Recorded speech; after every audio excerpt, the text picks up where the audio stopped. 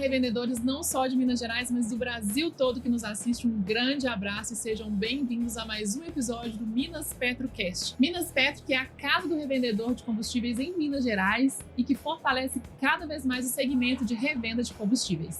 Eu sou a Gabriela Suemi, mais conhecida como Gabi, inclusive amo ser chamada assim. Estamos num cenário super diferente hoje, no 17º Congresso do Minas Petro.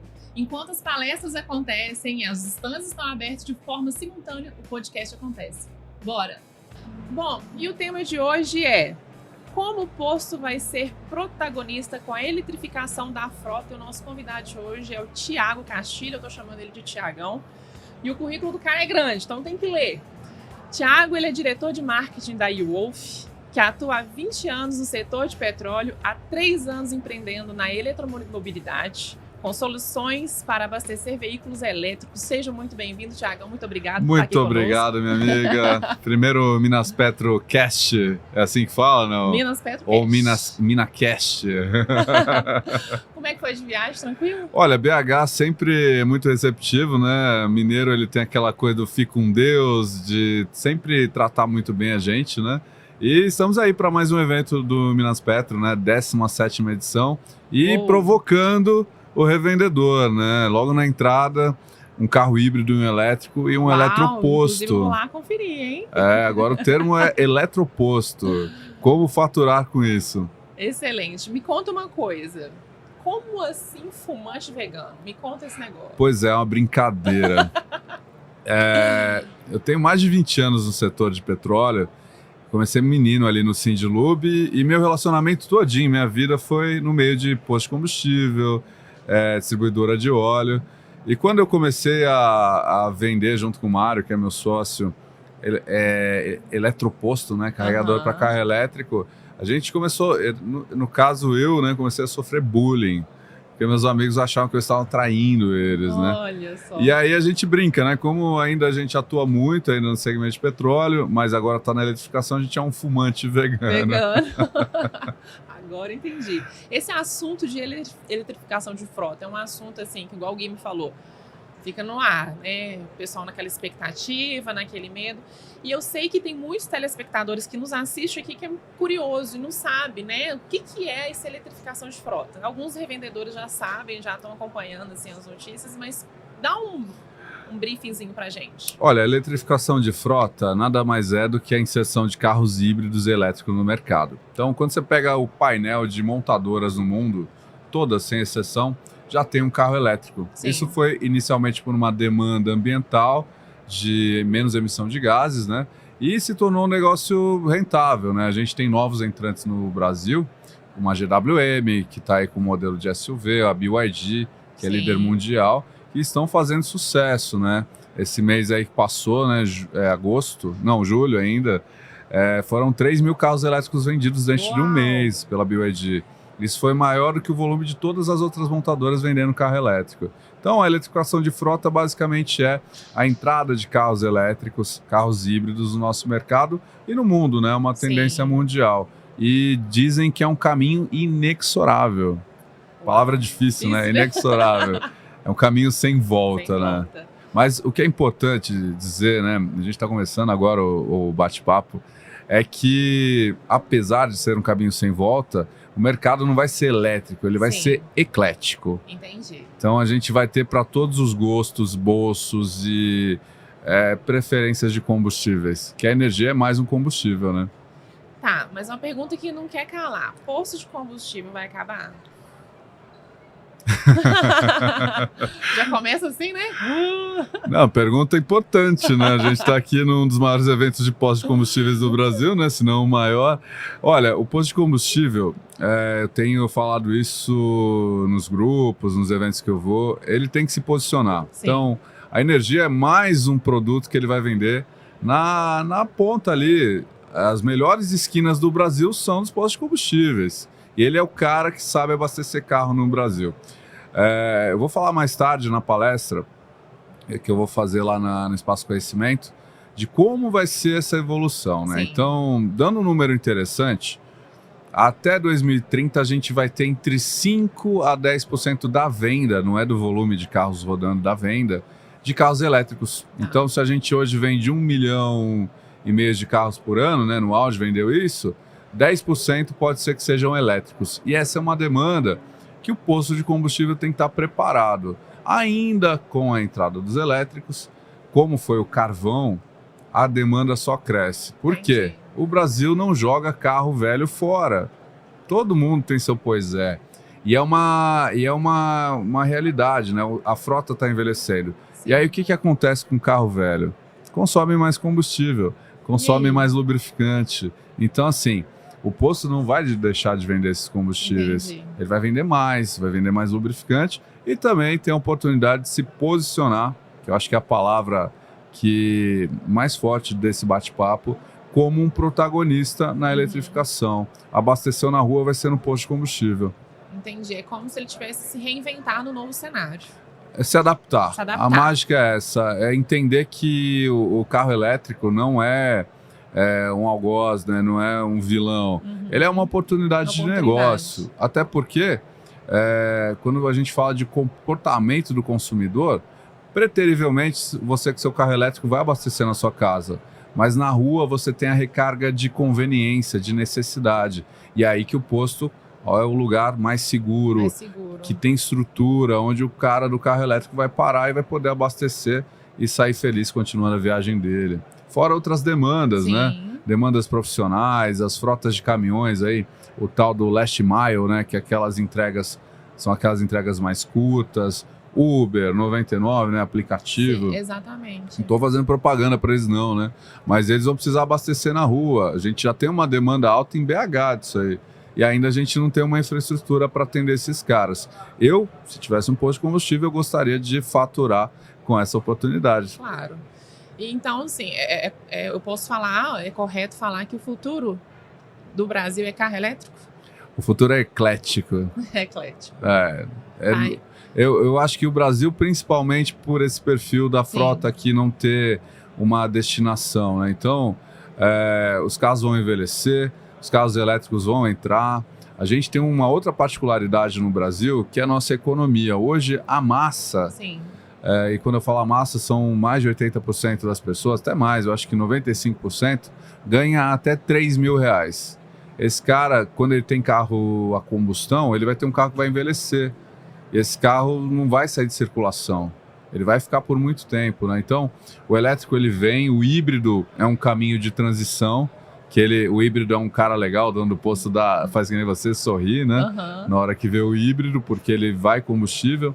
Tá vindo aí híbrido a etanol agora, que as indústrias estão se reinventando. Mas eu acho que eu tenho certeza que o nosso futuro é eclético. Então, vamos vender muito combustível e temos aí que atender a demanda do carro elétrico. É um cliente bom, além dele ficar parado na pista lá, estacionado, consumindo energia, ele pode consumir na conveniência. Exatamente. Que tem um ticket médio muito legal. Se você tiver uma conveniência preparada em um eletroposto, o cara, enquanto ele carrega, consome na conveniência. Inclusive, um dos nossos episódios do podcast é sobre conveniência, não perca. Pois é, eletromobilidade é conveniência. Bom, você me trouxe alguns números, né, dessa produção, né, de carro elétrico, já está acontecendo, mas você acha que, vou até corrigir, que no Brasil vai demorar para ser eclético? Olha, é só a gente catar os números recentes, né? Ninguém esperava uma montadora que está entrando agora no mercado vender 3.000 carros em um mês. É muito carro elétrico. Muito carro elétrico. E é um carro que vem muito competitivo, né? Os chineses, eles aprenderam a fazer carro e na eletrificação eles são líder, né? Eu voltei da China tem mais ou menos uns 2 meses, um pouquinho mais. Eu fui lá junto com essa montadora, a convite dela. A gente foi o único fornecedor a ir com a BYD, a gente é o fornecedor oficial deles no Brasil, para a parte de carregadores, infraestrutura. E eu fui ver de perto como eles fazem, né? Foi uma viagem surreal. E eu fui para o futuro e voltei para um país ainda que vai engatinhar muito, né? Imagino que vai engatinhar. É bem surreal para você ver, né, sentir quanto eles estão à frente, chegar aqui no Brasil com essa realidade. Assim, né? Exato. Lá é esse um outro choque, mundo, é outro tipo de mindset, né, de governo, inclusive. Mas o que é bacana? Eu fui em algumas cidades que a eletrificação está muito alta. Então, assim, ainda que o nosso negócio aqui, agora falando do lado do revendedor, seja Sim. o combustível, a gente também tem que pensar em como a gente acompanha a tecnologia. Claro, sem dúvidas. Uma cidade sem igual dúvidas. Shanghai, que é uma das principais, hoje é a melhor cidade do mundo para viver, Xangai, 30% da frota já está eletrificada. Então, quando você fala de andar na rua, você não ouve barulho de um ônibus, você não tem fumaça, os carros são elétricos, moto tudo elétrica. O chinês tem pressa, né? Ele só anda de bike elétrica, agora não anda mais a pé. Então, tem um benefício além da questão de só ser o elétrico. Sim. A questão da poluição sonora é impactante na saúde das pessoas. Você imagina o centro de BH sem o barulho do busão. Muda a cidade. Eu fiz um estudo sobre a eletrificação e não é só pelo comodismo, tem toda uma questão ambiental. Tem. A gente, na iWolf, até por vir desse mercado aí, o nosso negócio tem mais de 60 anos. Sim. Atuando no segmento de abastecimento e lubrificação. Então, é uma unidade que surgiu dentro da empresa, né, do Grupo Lupus, para cuidar de eletrificação. A gente conhece bem, desse mercado, mas não é hipócrita. Então, o carro elétrico, para não poluir, ele tem que ter matriz limpa de energia. Claro. E nesse cenário, o Brasil é o melhor lugar do mundo, porque a gente tem aqui 95% da água. E agora, Minas Gerais, que virou um mundo de painel solar, porque isso aqui é uma loucura, é o lugar onde mais está crescendo a oferta de energia solar. Isso é no Brasil. Já é a nossa segunda maior oferta. Então, nesse cenário, a questão de meio ambiente faz muito sentido, claro. Porque você tem sim um impacto na produção do carro elétrico, você tem que olhar o ciclo de vida. Se você continuar que nem na Europa, que usa uma matriz suja, carvão, o carro polui igual ou mais do que um carro a diesel, a gasolina. Porém, no Brasil, o ciclo de vida, quando você olha aí o tipo de energia, de onde vem essa nossa energia, ele faz muito mais sentido. O carro elétrico, se usar energia solar, se usar da hidrelétrica, ele pode poluir menos que um carro a etanol. E aí faz sentido de verdade. E você citou que você foi para a China como uma montadora. E quais são as principais... Não as principais, mas as montadoras que estão investindo hoje? Olha, eu vou te dar alguns números legais. Vamos falar de China e mundo, né? Todas as montadoras do mundo, as europeias, as americanas. O Brasil não tem montadora. É triste, a montadora que a gente vendeu, que era a Troller.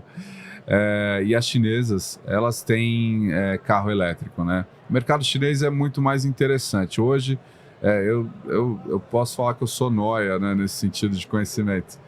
Eu estava ouvindo um podcast chinês sobre o mundo automotivo chinês. Lá tem mais de 500 montadoras hoje, 500 empresas fabricando carro elétrico. E esses caras são competitivos. Eles não estão vindo para o Brasil porque a demanda é muito crescente, né? O mercado chinês consome 10 mercados brasileiros por ano de carro, né? Lá vende 20 milhões de carros tranquilamente. É um mercado que está muito consumidor. Aqui no Brasil, a gente teria uma grande oportunidade de vender carro, mas o povo brasileiro não tem renda. 95% da nossa população ganha até R$3.000. Ele está parcelando no supermercado, né? É impressionante, né? Você falou que o Brasil é o polo mais interessante em investir e não tem uma montadora. Não tem, é tudo de fora. Tá tudo tão fácil, né? É tudo vendido aqui. E quando você fala de oportunidade, né, ganhar dinheiro no Brasil, se a gente tivesse com a economia melhor, com a renda melhor da população, porque a gente não tem renda, o cara ganha pouco e ainda deixa 30% para o governo, a gente poderia estar muito além. O Brasil hoje tem, sei lá, 30 milhões de carros e a gente tem 200 milhões de habitantes. Os Estados Unidos são 300 milhões de pessoas com 200 milhões de carros. Olha que mercadão. E aí é onde eu falo para o revendedor que aí mora o perigo. O maior problema não é o carro elétrico. O maior problema é a nossa economia. Exatamente. No cenário que não vai vender grandes volumes de carro elétrico, não vai vender grandes volumes nem de carro a combustão. O pessoal está parcelando no supermercado. E a tendência, assim, olhando como um todo, a gente ficar cada vez com um olhar mais clínico, né? Exatamente para tentar ser inteligente, economicamente falando, né? Exatamente. Eu acho que a gente está cada vez vivendo mais numa bolha, né? Isso que a gente está fazendo aqui é para privilegiado. Mas, no contexto geral, eu vejo que nenhuma não tem possibilidade de nada acelerar no Brasil. Ainda assim, é um nicho que está surgindo. Legal. E você tem que estar preparado para atender uma demanda aí que remunera bem, né? Vai faltar energia? Como que vão colocar o carro elétrico no Brasil? A pergunta que sempre me fazem, Thiago, mas o Brasil não tem energia. Energia, como é que fica? Como que faz? Aí vai ter carro elétrico. Cara, eu costumo dizer que se todo mundo ligar a air fryer, né, ao mesmo tempo, ou secador, eu não tenho esse problema, né? Meu óbvio. A energia paga no Brasil. Mas, de fato, como que a gente pode falar agora e explicar qual que é o impacto do carro elétrico na energia? O Brasil, quando crescia de verdade, sim, eu digo crescer mesmo, para crescer 1% nossa economia, a gente gera uma demanda de 4% do crescimento de energia elétrica. Se a gente fizesse aí, isso é um número da EPE, né, Instituto de Pesquisa de Energia, não é número nosso. Se a gente fizesse uma virada de chave, olha, todos os carros são elétricos agora. Não vai acontecer isso, tá? Mas se fizesse essa virada, a gente teria um impacto aí na demanda de cerca de 1%, 1,5%. Então, a gente já tem a capacidade, visto aí o solar, de gerar muito mais energia do que a gente consome. Sim. Existe um gargalo, de fato, na questão da transmissão, que nossa infraestrutura, como tudo no Brasil, está antiquado. Sim. Não tem motivação de ninguém investir, porque é complicado essa esfera pública, né? São negócios aí complexos. Mas a questão da geração de energia hoje, principalmente com a solar, né, que é uma geração local, sim, ela já dá conta de abastecer. Ainda mais, e o solar tem uma coisa poética, sabia? Quando é carro elétrico. Para quem acredita, é como se fosse Deus enchendo o tanque do carro. Thiago, eu tenho uma visão minha, tá? Sou mulher, eu entendo pouco, mas eu tenho, assim, a impressão de que vai ser muito caro. Vai ser sempre caro o carro elétrico? Olha, eu acho que é outro mito aqui que a gente vai desmistificar, sim, né? O que é carro, o que é caro e o que é barato? Carro elétrico, em comparação a um carro a combustão novo, sim, de entrada, né? Hoje um HB20 custa mais de 100 mil reais.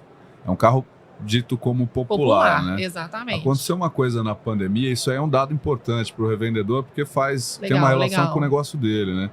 Na pandemia, o carro que custava 40 salários mínimos, que era um HB20, ele passou a custar 80 salários mínimos, ou mais, né? O HB20 hoje, ele custa aí mais de 100 mil reais. E é um carro que é simples. Simples.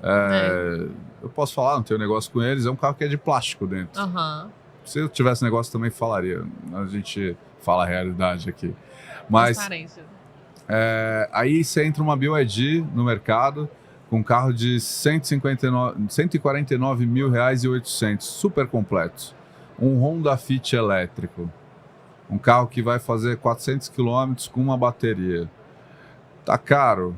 O que você compra hoje com 149 mil reais? E ainda você tem modalidade de aluguel. Você tem modalidade de leasing, várias opções, né? Então, o caro e barato é relativo, né? Tá vindo cada vez mais competitivo. Essas montadoras aí chinesas, a concorrente dela, a GWM, lançou um carro de 150 mil, que é um carrinho bem bacana também. É como se fosse podemos falar assim, um Gol, um pouco maior que um Gol elétrico, vai? Como é que chama aquele Cross da Volkswagen? T-Cross, isso. T-Cross. Que é um pouquinho menor, entendeu? E super legal. Agora vão começar a vir carros de 100 mil reais ou menos para o começo do ano. Então, caro e barato já não é um impeditivo para o carro elétrico. E muito menos qualidade, né? Quando a gente fala do carro chinês. O carro chinês, sim, hoje vem com muita qualidade para o Brasil. E eles vêm com um conceito legal, é tudo completo. E você estava falando da bateria, mas a bateria dura muito tempo? Dura quanto tempo? Assim? Essas as perguntas clássicas, né? Porque você falou bateria, eu já imaginei o HB20, o plástico. A gente fala de bateria, imagina o carro elétrico. Eu costumo dizer que eu falo para os infiéis, né? Muito legal, porque a gente vem num setor que é de petróleo para falar de eletromobilidade. E são as mesmas perguntas sempre, porque as pessoas têm curiosidade, muitas vezes desconhecimento, né? Claro. E aí, assim, ela tá tentando se convencer que isso não vai acontecer. Eu já tô imaginando a minha realidade, que como pessoa já nesse mundo do eclético, exato, sabe? Você tem tecnologias de baterias mais legais, né? Uma bateria bacana é essa bateria Blade aí da própria BYD, que ela fornece para Tesla. Sim. Aqui eles estão com uma garantia de 8 anos ou 1 milhão de quilômetros, se eu não me engano. E assim, a bateria ainda tem uma segunda vida útil, então ela não é descartada no meio ambiente, ela pode virar uma estação para armazenar bateria na sua casa. Você vai gerar no solar, vai armazenar na sua casa e numa eventualidade de faltar energia ou durante a noite você vai poder usar a energia que foi gerada na sua casa. Fantástico. É quase aquele conceito da Dilma, né? De estocar o vento. Hoje já é possível. Ela tinha razão. Então, eu posso... utilizando, assim. Com certeza. Mas tem uma vida útil?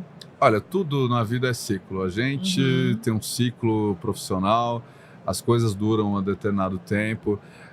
Hoje as baterias duram aí mais ou menos... Essa bateria dura aí quase 1 milhão de quilômetros. Entendi. Então, assim, você tem a possibilidade de andar muito. Você não vai andar 1 milhão de quilômetros com o seu carro. De Ou fato. vai, né? E depois? Andei 1 milhão de quilômetros. Fatalmente você pode vender seu carro, né? Mas, o carro... O que eu vou fazer com a bateria, né? Sim. Cara, a bateria ela vai para reciclagem. Hoje já tem uma empresa brasileira, e aí vai ficar por crédito, eu não lembro o nome dela agora, que ela já faz reciclagem de bateria de carro elétrico. Fantástico, fantástico. Agora, assim, chegando quase no fim, me responde uma pergunta. Carro elétrico é inimigo do posto? Pausa. Pausa. Eu acho que é uma oportunidade. Eu acho não, tenho certeza que é uma oportunidade de negócio. Mas depende do posicionamento, né?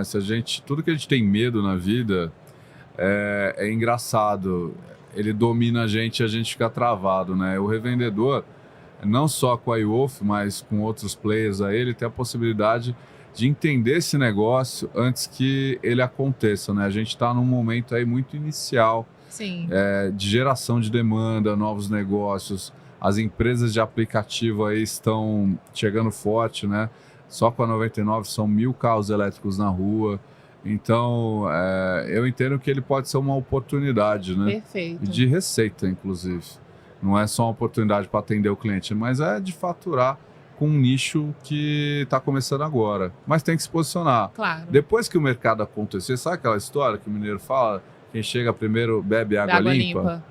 Exatamente, é o mesmo negócio. Você tem que conhecer, você tem programas aí das próprias empresas de petróleo. Olha que legal. O revendedor está com medo, mas as empresas estão investindo nisso. A Raízen, ela investiu numa startup que chama Tupinambá. A Raízen também opera a Shell Recharge no Brasil, que é a maior plataforma global de recarga de carro elétrico no mundo. Perfeito. Então, assim, as melhores esquinas são nossas. Por que a gente não vai ter um ponto lá para carregar e atender esse mercado? Fantástico. Inclusive, eu estive no Morro do Chapéu, eu achei interessante, porque tinha um carro elétrico carregando, não é isso? Fica um aparelho, assim, não sei o nome técnico, embutido no carro, e aí o carro ficou lá, assim, ó, tranquilo. Eu falei assim, gente, que barato, que um carregador portátil assim. É uma solução emergencial. Fantástico. É um dos que a gente tem no portfólio e resolve a vida do cliente. O posto, ele vai poder vender para o cara energia rápida, ele pode usar o espaço que ele tem para vender energia durante a noite, para carro de locadora. A grande sacada é como eu rentabilizo, não só para a eletromobilidade, mas como eu rentabilizo o que eu tenho de maior valor no posto, que é o imóvel. É ocupando espaço com coisas que rendem de verdade, né? De verdade. Eu acho que é essa mensagem assim, que fica para o revendedor, é do posicionamento, né, diante do novo cenário, que veio para... Não veio para o terror, eu acho que veio para um nível a mais de crescimento, de evolução. Né? Eu gostaria que você deixasse assim, as considerações finais, um recado para o revendedor diante desse novo cenário. Eu acho, assim, para mim ficou tão claro. Eu entendi um pouco da dor do revendedor, porque é um susto, né, que você toma diante de um cenário desse, uma perspectiva diferente. Você tem aí uma história já, uma trajetória já do revendedor de anos nesse mesmo cenário, e agora o que vai acontecer, né? Igual uma pandemia, o que vai acontecer? Pegou a gente de surpresa, mas ficou tão claro, assim. E eu não sou uma revendedora, mas conheço alguns, e eu acho que é essa que é a pegada, sabe? Esse que é o olhar para o novo, e com essa perspectiva de que do eclético né, que não acabou, não é inimigo do posto, e eu acho que é esse posicionamento, né? Olha, eu acho que para a gente encerrar, o que tem mais de bacana para falar, primeiro assim, tem que agradecer ao Minas Petro por esse espaço, né? O Minas Petro está inovando, trouxe o tema da eletrificação não só para o podcast, mas também para o painel, né? E no painel eu vou conseguir apresentar outros números, né? Que Perfeito. Foi um papo mais contraído. E o principal para o revendedor, como em qualquer outro negócio, ele tem que tentar antecipar a próxima onda, né? Eu costumo dizer que a inovação é como uma onda, né? Já viu aquelas ondas gigantes de Nazaré? Legal pra caramba, né?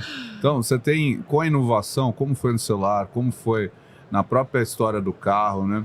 Você tem a oportunidade de surfar essa onda. Perfeito. Então, mas para surfar essa onda, você vai ter que remar. Você vai ter que se preparar para chegar na crista da onda e ter uma viagem legal até a praia. Agora, como a gente está falando uma coisa que pode ser muito rápido, que é a tal da onda da inovação, se o cara tentar segurar essa onda, fatalmente, como acontece na vida ou no próprio mar, ele pode tomar um caldo nervoso e chegar rolando na praia. Então, assim, a inovação, a iWolf e as empresas que a gente está impactando, a gente está fomentando aí a surfar essa onda, que pode ser muito rentável. Perfeito. Tem a sua rede social e algum outro canal que o revendedor tem acesso a alguns materiais que você muito bem deixa pra gente aqui? Com certeza. A da iWolf é muito fácil. Eu acho que o Instagram, que todo mundo usa, né? Ninguém usa mais site. A verdade é essa. A iWolf é @iWolfoficial, EWOLF oficial. E o meu é Castilha número 7. Tô lá seguindo, lá me esbaldando tanto conteúdo e inteligência, porque ele é expert no assunto. Eu tô muito grata por estar aqui com você, que assim, é um especialista, muito confortável a nossa conversa, e você é muito claro. Eu acho que a gente precisa dessa comunicação clara, até mesmo para o revendedor que está ali na lida diária, né? Com certeza. Eu me posiciono muito bem com os revendedores, até porque eu conheço o negócio deles. E a gente não tem uma preocupação ou uma imposição de vender nada. O que eu estou trazendo para eles é a oportunidade de entender o negócio e sair na frente. Sim. Então, eu estou batendo papo contigo aqui sem a preocupação de vender um carregador, ainda que esse seja o meu negócio. Claro.